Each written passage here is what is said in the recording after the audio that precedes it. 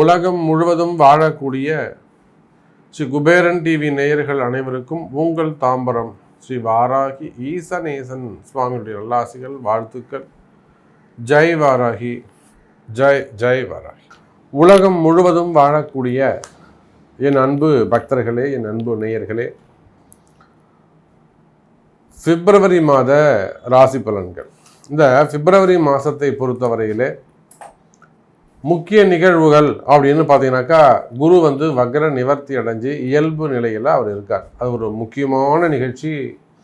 நவகிரகங்களில் சுபத்துவம் பெற்ற கிரகம், ரொம்ப முக்கியமான ஒரு கிரகம். அனுகிரகம் செய்யக்கூடிய, அல்லது ராத்திரி 12 மணிக்கு ஆனாலும் சரி தான், காத்தால 3 மணிக்கு ஆனாலும் சரி தான், எந்த நேரத்திலும் எந்த காலத்திலும் திருவருளை மட்டுமே தரக்கூடிய அந்த குரு பகவான் நல்ல முறையில் இயல்பு நிலைக்கு திரும்பி இருக்கிறார். இது ஒரு ஃபஸ்ட்டு நல்ல விஷயம்.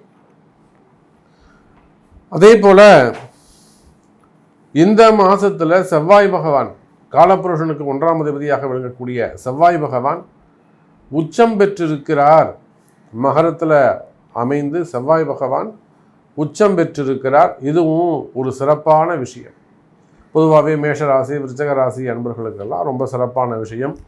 அதே போல் யாருடைய ஜாதகத்திலெல்லாம் இந்த செவ்வாய் பகவான் உச்சமாக இருக்காரோ அவங்களுக்கெல்லாம் ரொம்ப யோகமான சமயமாக இது அமையும். ஒருத்தருடைய ஜாதகத்தில் செவ்வாய் ரொம்ப உச்சமாக இருக்கார், அப்போ இந்த 45 அடுத்து வரக்கூடிய ஒரு 1.5 மாதம் உங்களுக்கு ரொம்ப பொற்காலமாக அமையும். அதே போல் யாருடைய ஜாதகத்திலலாம் செவ்வாய் நீச்சமாக இருக்காங்களோ அவங்க எல்லாருக்குமே கூட ஒரு 50% நன்மைகள் நடைபெறும். ஸோ செவ்வாய் உச்சம் பெற்றிருக்கிறார்.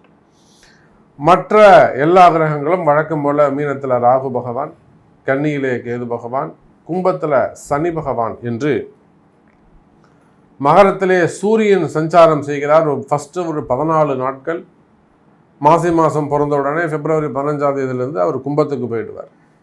அப்போ இந்த கிரக அமைப்புகளை பார்ப்போமே ஆனால், குரு சனி தொடர்பு, சனி பகவான் 3வது பார்வையாக குருவோடு தொடர்பை ஏற்படுத்தி கொள்ள, அதே போல் செவ்வாய் பகவானும் குருவோடு சந்திக்கிறார். ஏன்னா மகரத்தில் செவ்வாய் இருந்தால் செவ்வாய்க்கு 4வது பார்வை, குருவுடைய பார்வை கிடைக்கும்.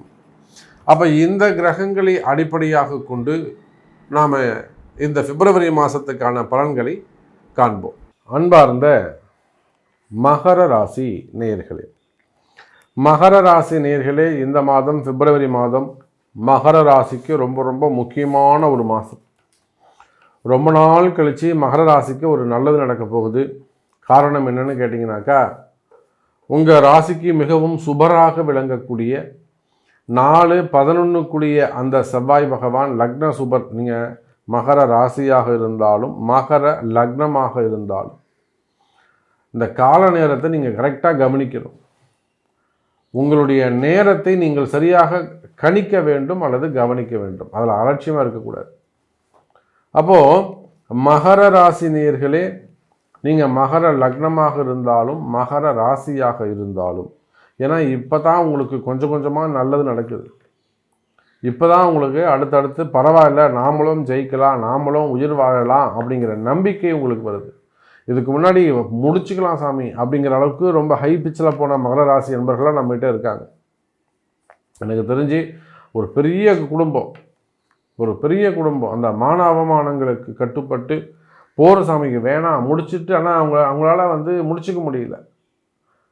தெய்வம் அவங்கள காப்பாற்றிடுச்சு. அதுதான் விஷயம். தெய்வ அனுகூலம், குலதெய்வ ஆசீர்வாதம் இருந்தது. அந்த அளவுக்கு ரொம்ப கடுமையான காலங்களை எல்லாம் கடந்து வந்திருக்கக்கூடிய மகர ராசி அன்பர்களே, இதோ உங்களுக்கான ஒரு நல்ல மாதம், நல்ல நேரம், கால நேரம் இந்த பிப்ரவரி மாதம். காற்றுள்ள போதே தூற்றிக்கொள் என்ற வார்த்தைக்கு இணங்க ஒரு நல்ல மாதமாக இந்த பிப்ரவரி மாதம் உங்களுக்கு அமையுது.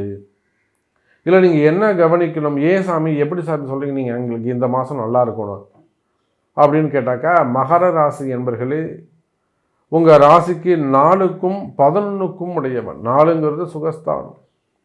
நீங்கள் வாழ்க்கையில் என்னெல்லாம் சுகபோகங்களை அனுபவிப்பீங்க அப்படின்னு சொல்லக்கூடிய அந்த 4ஆம் பாவ அதிபதியும் லாபஸ்தான அதிபதியாகவும் வரக்கூடிய 4-11 கூடிய அந்த செவ்வாய் மகர ராசியிலே உச்சம் பெறுகிறார். இந்த அடுத்த வரக்கூடிய 2 மாதம்,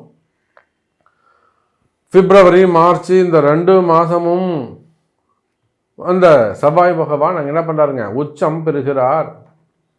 அப்போ மகர ராசி என்பர்களே, இந்த 2 பாவங்கள் வேலை செஞ்சாலே உங்களுடைய 90% கஷ்டங்கள் விலகிடும். 4ஆம் பாவம் வீடு, வண்டி, வாகனம். ஒரு வீடு கட்டணும்னு ஆரம்பிச்சிருக்கீங்க, ஒரு பூமி பூஜை போட்டிருக்கிறீங்க, ஒரு லோன் அப்ளை பண்ணிங்க, லோன் கிடைக்கல சாமி, வீடு பாதிலே நிற்குது, கண்டிப்பாக அது ரீஸ்டார்ட் ஆகிடும். அல்லது ஒரு வீடு வாங்கணும்னு முயற்சி பண்ணுறீங்க, வாங்கவே முடியல, நிச்சயமாக நீங்கள் அதை ரீச் பண்ணுவீங்க.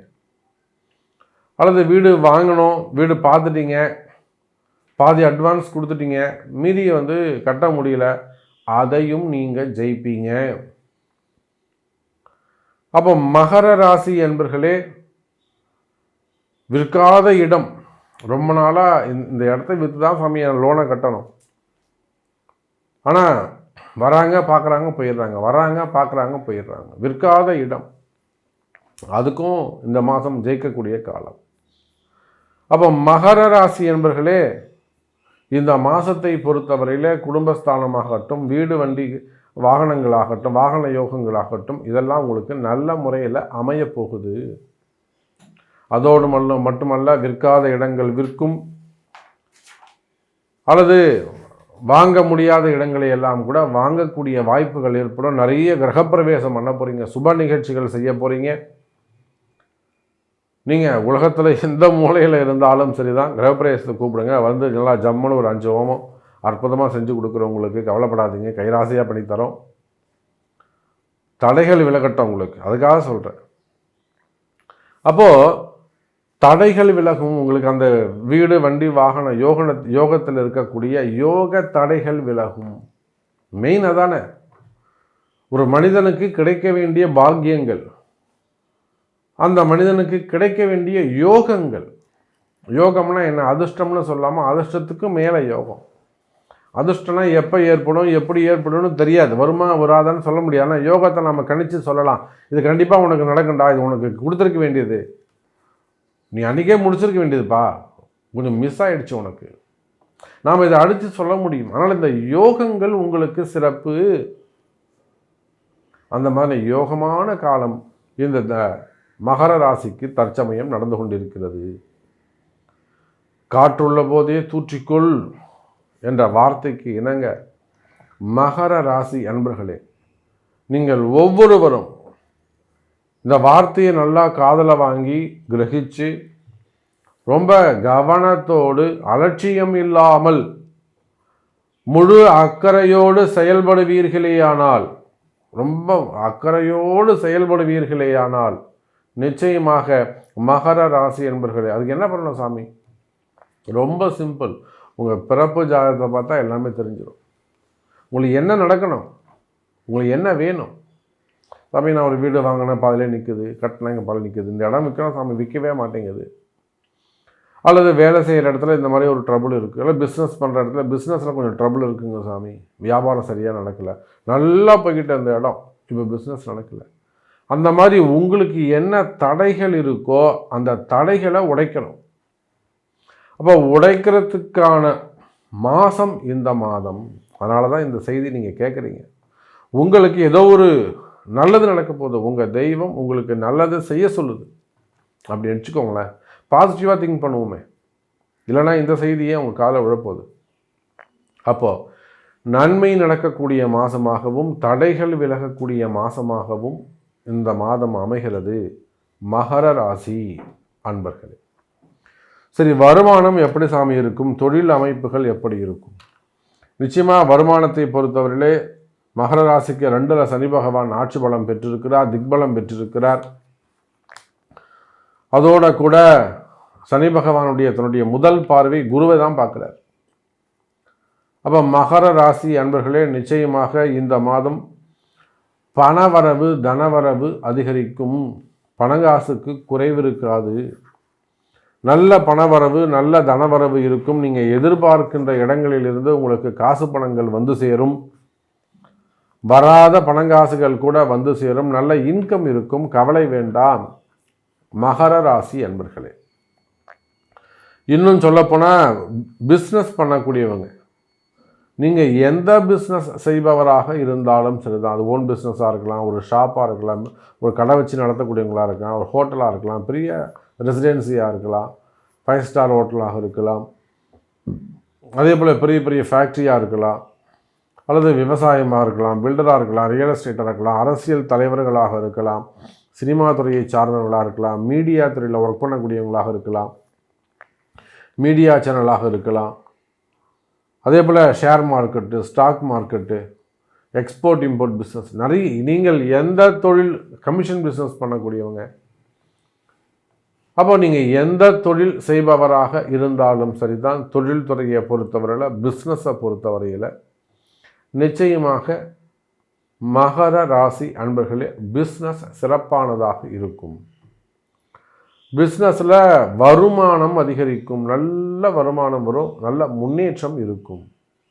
அதே போல் மகர ராசி அன்பர்களே தொழில் துறையில் நல்ல முன்னேற்றம் ஏற்படும், பிஸ்னஸ் இன்க்ரீஸ் ஆகும். எனக்கு தெரிஞ்ச மகர ராசியில் ஒரு பெரிய கம்பெனி, ஒரு ஃபேக்ட்ரி, ஒரு 4000 பேருக்கு வேலை கொடுக்குறாங்க. 2 பிரான்ச்சு, 4000 பேர் அதில் வேலை செய்கிறாங்க. 2 ஷிஃப்ட்டு, காலைல 6 to 2, அப்புறம் 2 to 9, 2 ஷிஃப்ட்டு. அப்போ மகர ராசி என்பவர்களே கடந்த ஒரு 18 மாதமாக அந்த கம்பெனிக்கு ரொம்ப நார்மலான பெரிய பிஸ்னஸ் வந்து அப்படியே டவுன் ஆகிட்டு கொஞ்சம் நார்மலாக போயிட்டு இருந்தது. நம்மக்கிட்ட வந்தாங்க. அப்போ அவங்களுடைய அந்த கம்பெனி ஒரு விசிட் பண்ணி அதற்குரிய பரிகாரங்கள், ஆலய வழிபாடுகள்லாம் செஞ்சு, ஸோ இப்போ அந்த செஞ்சு முடிக்கிறோம். அந்த ஏப்ரல் மாதத்துலேருந்து அவங்களுக்கு ஆர்டர் வந்துடுச்சு. இப்போ கன்ஃபார்ம் ஆகிடுச்சு அந்த ஆர்டர்.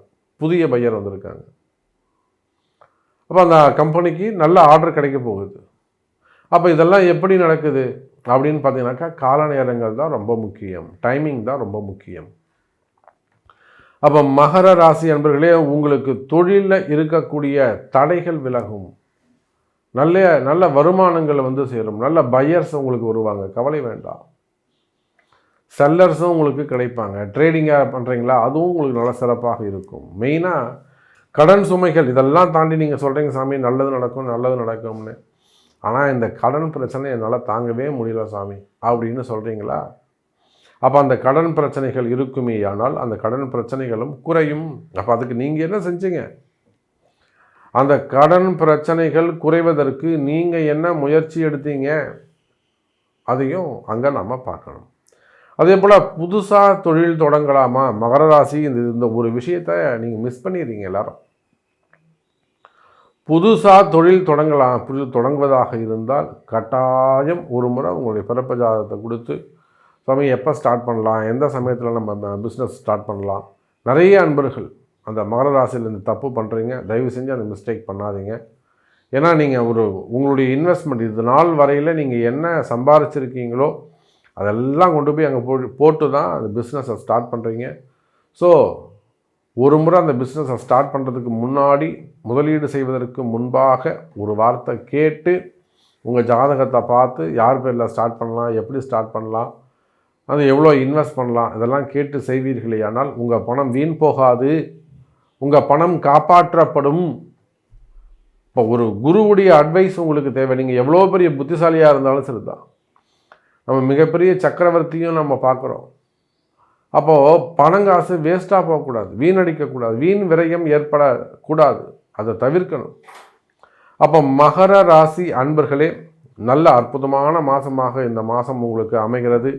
வருமானம் சிறப்பாக இருக்கும், தொழில் நல்லபடியாக இருக்கும், பிஸ்னஸ் நல்லா இருக்கும், ஜாப் நல்லா இருக்கும். ஸோ உங்களுடைய நிறைய விஷயங்கள் நம்ம சொல்லிக்கிட்டே போகலாம், பேசிக்கிட்டே போகலாம். உங்களுக்கு எது நடக்கணும், உங்களுக்கு என்ன தேவை அப்படிங்கிறத உங்கள் பிறப்பு ஜாதகத்தை கொண்டு வாருங்கள். ஜெயிப்பது நீங்களாக இருக்கலாம் என்பதை தெரிவித்துக்கொண்டு மீண்டும் வேறு அற்புதமான பதிவில் சந்திக்கிறேன். ஸ்ரீ குபேரன் டிவியை பார்த்தமைக்கு நன்றிகள். மேலும் இது போன்ற தகவல்களை தெரிந்து கொள்ள ஸ்ரீ குபேரன் டிவியை சப்ஸ்கிரைப் செய்யுங்கள். மறக்காமல் பெல் ஐக்கானை கிளிக் செய்யுங்கள்.